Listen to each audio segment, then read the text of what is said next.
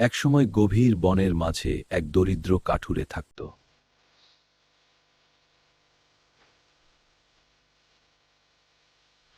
তার ছোট ঘর ভাঙা হলেও ভালোবাসায় ভরা ছিল সেই সংসার।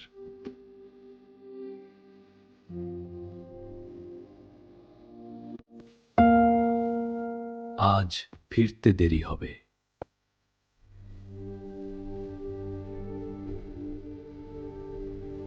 পথ চিনিয়ে রাখার জন্য সে বনের পথে বীজ ছড়িয়ে যেতে লাগল।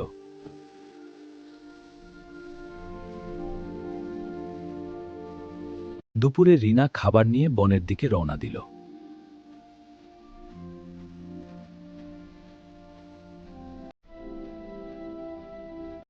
কিন্তু পথে কোনো বীজ আর ছিল না, সব পাখি খেয়ে ফেলেছিল।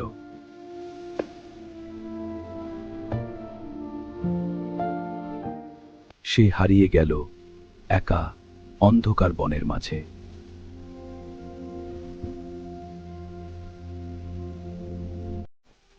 হঠাৎ দূরে এক ঝিলমিল আলো দেখা গেল।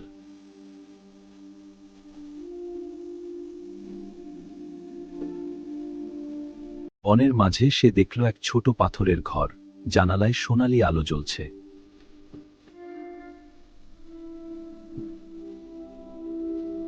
দরজায় নক করতেই দরজাটি নিজে থেকেই খুলে গেল।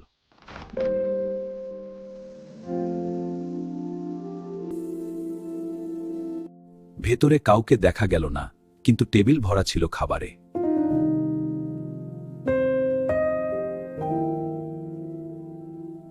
ক্ষুধার্ত রিনা খেয়ে নিল, তারপর ক্লান্ত হয়ে ঘুমিয়ে পড়ল।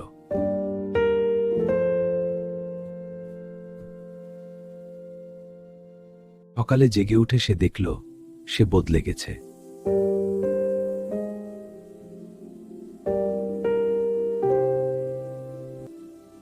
সেই চিঠিতে লেখা ছিল, তুমি নির্বাচিত, এখন বন তোমাকে রক্ষা করবে।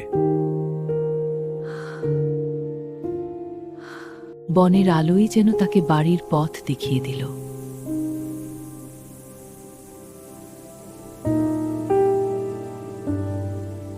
মা তাকে দেখে দৌড়ে এসে জড়িয়ে ধরল।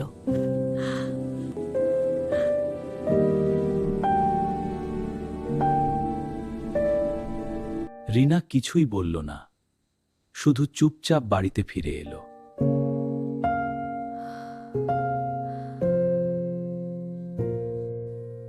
বাবাও দেখল, কিন্তু কোনো প্রশ্ন করল না।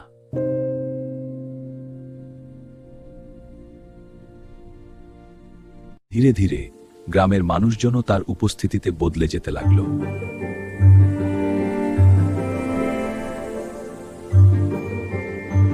তার আঁটিটি যেন কারো কষ্ট বুঝে আলো দিত।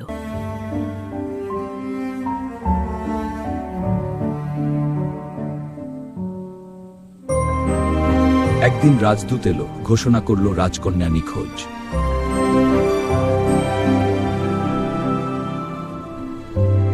হঠাৎ রিনার আঁটি খুব জোরে জ্বলে উঠল।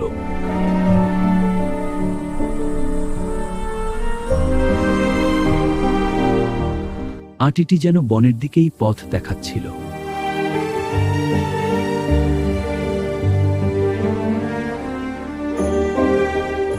সে রাজদূতদের নিয়ে গভীর বনের দিকে এগিয়ে গেল।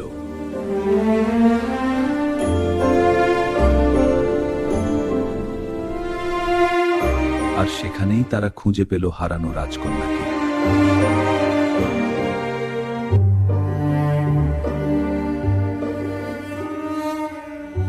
দুই মেয়ের চোখে তখন এক অদ্ভুত সত্য স্পষ্ট হয়ে গেল।